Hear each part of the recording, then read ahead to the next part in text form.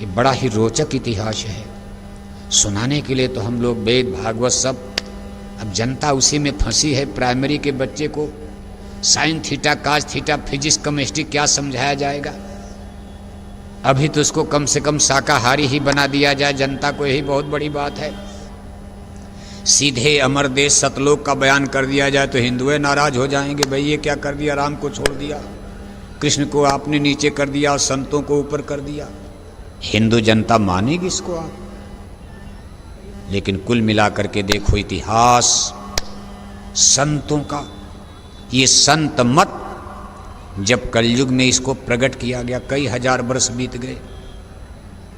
सबसे पहले संत नाम साहब कबीर के लिटरेचर में, ये भी एक विषय किसी हिंदू से कहो, क्योंकि कबीर साहब जुलाहे घर में, नीरू नीमा माता पिता उनकी गोद में पले पोषे, जुलाहा बनकर कपड़े बुनकर काशी नगरी में बाल बच्चों का गुजर बसर हो रहा। यानी भारत में मुसलमान आ चुके थे। लोदी वंश के सिकंदर लोदी का दिल्ली में राज हो चुका था। उसमें धरती पर संत मत प्रकट हो रहा है। कहा सतयुग त्रेता द्वापर बीता, कोई न जानी शब्द की रीता। कलयुग में स्वामी दया बिचारी, प्रगट करके शब्द पुकारी। कलयुग में भी कई हजार बरस बीत जाने के बाद, क्योंकि कलयुग लगे तो 5000 बरस हो गया, 5000 बरस में 4000 बरस से ज्यादा कलयुग बीत गया। और जब सिकंदर लोदी का राज 600 बरस पहले काशी नगरी में संत मत सामने आ रहा। सबसे पहले साहब कबीर के अनुराग सागर में संत शब्द और सतलोक की व्याख्या मिलती। हमारी पवित्र पुस्तक श्रीमद् भागवत गीता, महाभारत, वेद, उसमें आपको संत शब्द नहीं मिलेगा। नाराज मत होना, क्योंकि आप सब लोग सत्संगी हो, दुनियादार तो बहुत कम लोग, समझो इस चीज को।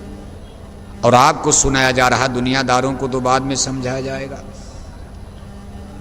गीता में, वेदों में, शास्त्र में, पुराण में जितने स्पिरिचुअल लिटरेचर्स हैं, कहीं आपको संत शब्द नहीं मिलेगा, सतलोक नहीं मिलेगा। इस तरह से धुन और शब्द की व्याख्या भी नहीं मिलेगी। लेकिन साहब कबीर के अनुराग सागर में सबसे पहले ये चीजें सामने आई। जिस समय ये चीज काशी नगरी में प्रकट हुई, उन्होंने इसको गाया और डंका बजा करके इसका एनालिसिस किया, एक्सप्लेन किया। तो काशी नगरी तो कर्मकांड का गढ़ है। बड़े बड़े पंडित पुरोहित विद्वान हाहाकार मच गया कि भाई ये क्या आप कह रहे हो, ये तो सब स्वर्ग वैकुंठ, ये सब नीचे चीज छूट गई, ईश्वर ब्रह्म, और आप सतलोक की बात, सतलोक क्या, संत क्या? बड़े बड़े प्रश्न होते। जीव बेचारे कुछ जान नहीं रहे थे, अब तक सब भूल चुके थे, किसी को कुछ पता ही नहीं था हम कौन, स्वर्ग वैकुंठ। बस जनता केवल इतने जानती थी, स्वर्ग और वैकुंठ। मोक्ष मुक्ति का मुकाम स्वर्ग और वैकुंठ मान लिया गया। और आज तक भी भारत की जनता इसी को मान करके अपना अंतिम स्थान, मुकाम, कि स्वर्ग और वैकुंठ में ही मुक्ति हो जाती, जन्म मरण छूट जाता। और एक परंपरा बन गई, कोई किसी के घर में कोई मरता, लोग जब उसको जला देते हैं, फूंक देते हैं, घर में आकर दशवां मनाते, और जब 13 दिन में ब्रह्म होते रहे हिंदू लोग मनाते। पूरे गांव जवार में रिश्तेदारों को एक नोटिस, सूचना कागज पर लिखकर भेज दी जाती कि हमारे पूजनी दादाजी का स्वर्गवास हो गया। क्या हो गया? स्वर्गवास। आओ लड्डू पूड़ी खा के खुशी मनाओ। इन्हीं सब लोग स्वर्ग का ही गाना गाने लगे। ऐसे समय में संत मत प्रकट हो रहा कि ना ना ना, स्वर्ग वैकुंठ में मुक्ति मोक्ष नहीं है, ये तो बहुत नीचे का पद है। पुण्य छेड़े मृत्यु लोके, पुण्य कर्म करके भी स्वर्ग जा सकते हो, लेकिन जब पुण्य खत्म होगा तो मृत्यु लोक में जन्म मरण में आओगे। मोक्ष मुक्ति का परम पद संतों के पास है।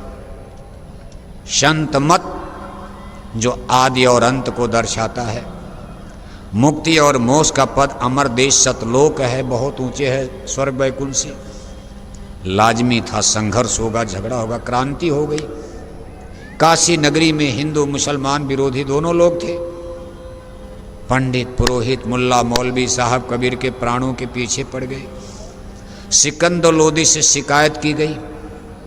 सिकंदर लोदी जौनपुर और काशी के दौरे पर आए। मुसलमान बादशाह थे, शिकायत की गई। हिंदुओं ने शिकायत किया तो सिकंदर लोदी ने कम ध्यान दिया। कभी ये साहब कबीर हैं, ये महात्मा फकीर हैं, वो हिंदुओं का बड़ा अपमान करते हैं। कहा साधो पाड़े निपुण कशाई, सब कबीर साहब का बयान उस समय आ रहा, स्टेटमेंट आ रहा। बताओ आप उस जमाने में इतना क्रांतिकारी शब्द का उच्चारण, साधो पाड़े निपुण कशाई। अरे कहा साधो, ये ब्राह्मण भी कसाई बन गए, मांस खा रहे हैं। 600 बरस पहले काशी नगरी में जो पंडा पुजारियों का गढ़ है, वहाँ साहब कबीर की वाणी देखो कितनी क्रांतिकारी है। कहा साधो पाड़े निपुण कसाई, तिलक लगाते हैं, चंदन लगाते हैं, शाम को बकरी मुर्गी मारते हैं। ये तो कसाई का काम करे, क्या मुक्ति और ये क्या पूजा धर्म कर्म जानेंगे। फिर कह रहे हैं कि पंडित बाद बदनते झूठा। अरे काहे पंडित लोग झूठ बोल रहे, बदनते झूठा माने झूठ बोलते। क्या झूठ बोल रहे?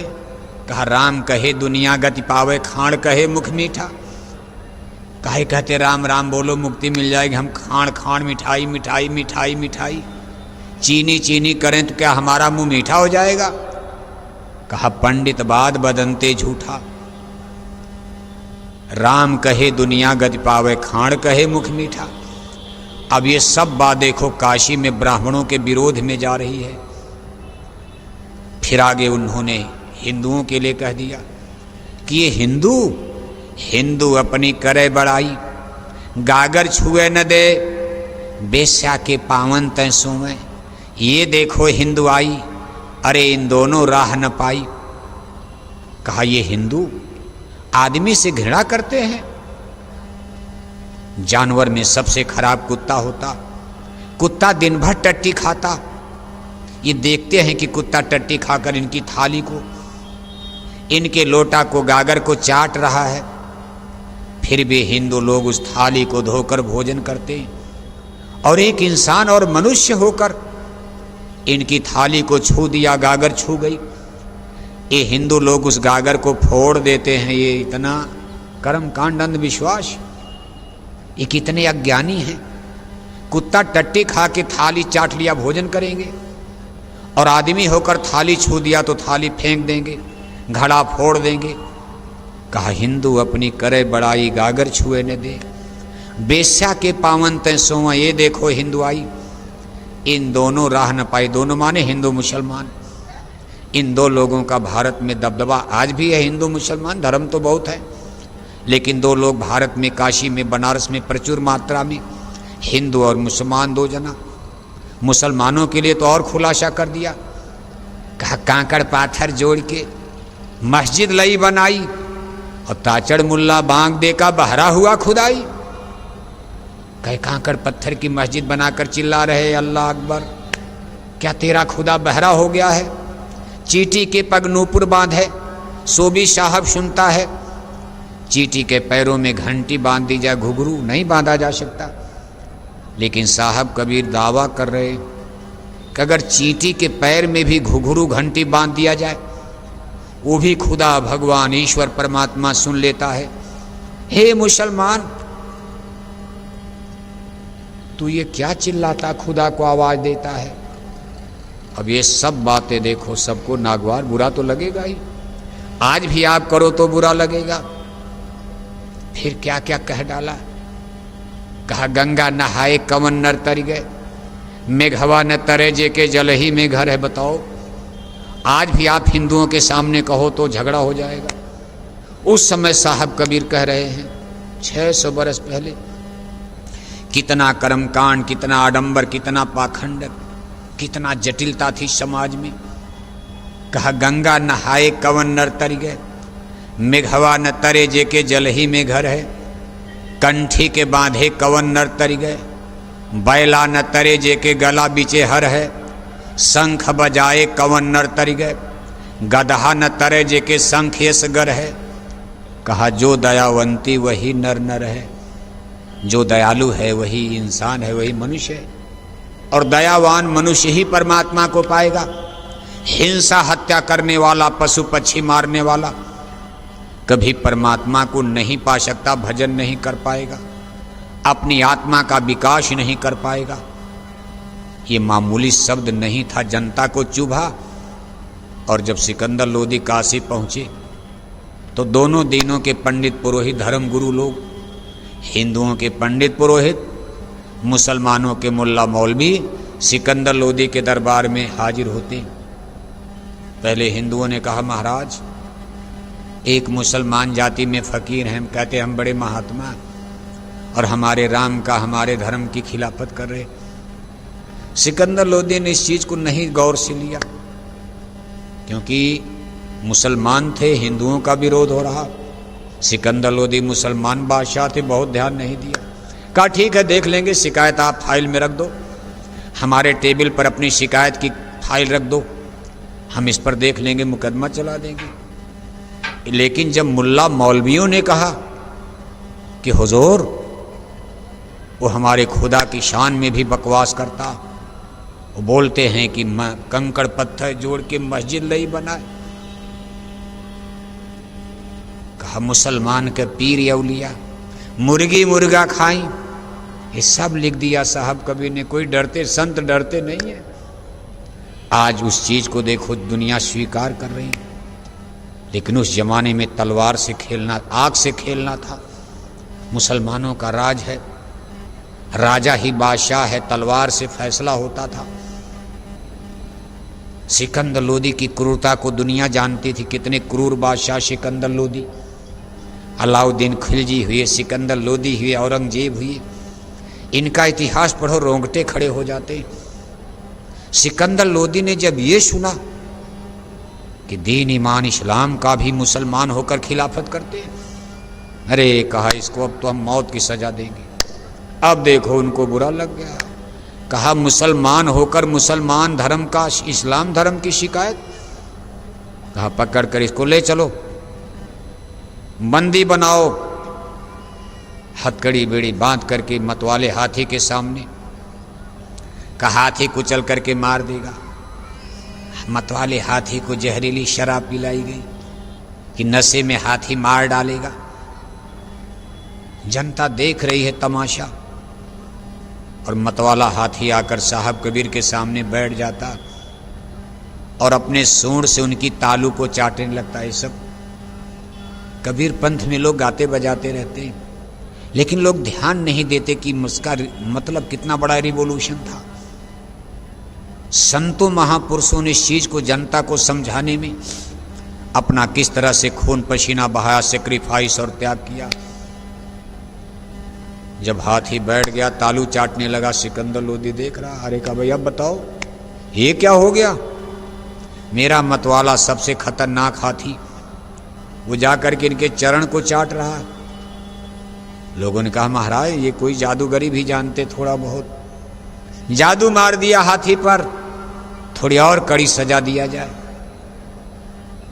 सिकंदर लोदी ने लोहे की जंजीरों में बंधवाकर नाव पर ले जाकर बीच गंगा की धार में फेंक दिया। गंगा नदी के बीचों बीच ले जाकर के नाव में और लोहे की जंजीरों में पूरे शरीर को बांधकर, हाथ पैर सब, और गंगा की बीच धार में फेंक दिया गया। गंगा मैया की लहरें उठ रही।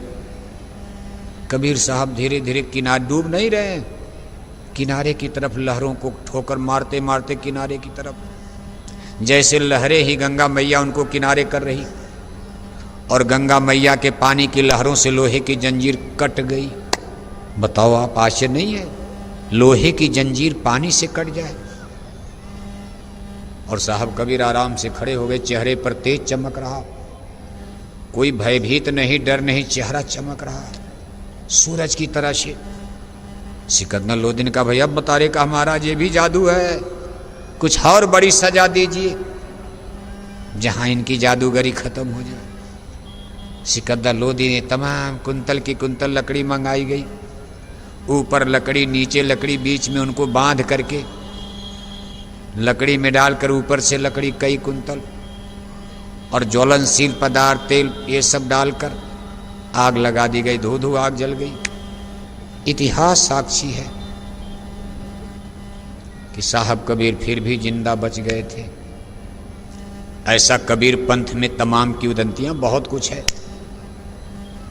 अब कुछ तो लोग बढ़ा चढ़ा कर भी कह देते हैं, अपने गुरु की शान में मान में आदमी कुछ बढ़ाता भी है। इन्हें कुल मिलाकर के मतलब ये निकला, सिकंदर लोदी हतप्रभ हो जाते, कहते भाई अब नहीं ये जादू नहीं, कोई फकीर है। तुम लोगों ने हमारे द्वारा आज एक खुदा के सच्चे फकीर का, महात्मा का अपमान करवा दिया। मुझे तो पाप लग गया। उन्होंने मुल्ला मौलवी और पंडित पुजारियों को ही डांटा। अंत में जब वो जाने लगे दिल्ली की तरफ, तो बनारस के आसपास के गांव साहब कबीर के लिए पट्टा करना चाहे, सोने की थाल में सोने की असरफी सजाकर दक्षिणा देना चाहे, और कहा अगल बगल जितने गांव हैं बनारस की, इस गांव की मालगुजारी आपके लिए रहेगी, आप अपना खर्चा चला ले लीजिए। साहब कबीर ने कहा नहीं बादशाह, मुझे इसकी कोई आवश्यकता नहीं, मुझको जितना मिल रहा मैं खुश हूँ, इसी में खुश हूँ। साहब उतना दीजिए, जामे कुटुंब क्षमाए, मैं भी भूखा न रहूं, साधु न भूखा जाए। इसके बाद देखो साहब कबीर का थोड़ा सा मान सम्मान काशी में बढ़ा कि जब बादशाह ही झुक गए सामने, धीरे धीरे उनकी संगत बढ़ी। कुछ हिंदू राजा, छोटे मोटे हिंदू राजा, छोटे मोटे मुसलमान नवाब साहब कबीर के शिष्य बनना शुरू कर दिए। जैसे राजा, तमाम राजा महाराजा छोटे मोटे, जिसमें हिंदू भी थे मुसलमान भी थे। हिंदू ज़्यादा बने, मुसलमान बल्कि कम बने। जबकि साहब कबीर मुसलमान घर में परवरिश हो रही, जात के जुलाहा हैं, घर में कपड़ा बुना जा रहा है, धुनाई हो रही कपड़े की, लेकिन हिंदू ही ज़्यादा बने। जहाँ सूरज होगा, सूरज का प्रकाश कौन छिपा सकता है। अपनी आंतरिक शक्ति के बल पर रूहों को खींचना शुरू किया और धीरे धीरे संगत बढ़ी है। संगत को बढ़ाया और फिर जब थोड़ा लोग जागरूक हुए, उनके परम शिष्यों में धर्मदास जी का नाम नंबर 1 पर आता। साहब कबीर जब वचन बोलते थे बाणियाँ, तब कागज कलम तो इतना था नहीं।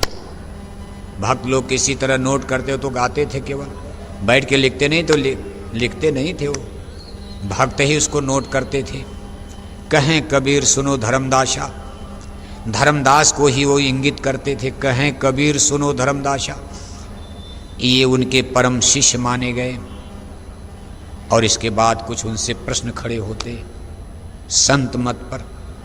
जमाने के लिए, दुनिया के लिए नई चीज, नया ज्ञान आ रहा था। जरूर लोगों में कौतूहल था, भाई पूछा जाए कि महाराज ये संत, अब तक तो हम लोग ऋषि मुनि, ज्ञानी ध्यानी, पंडित पुरोहित, पीर पैगंबर, औलिया,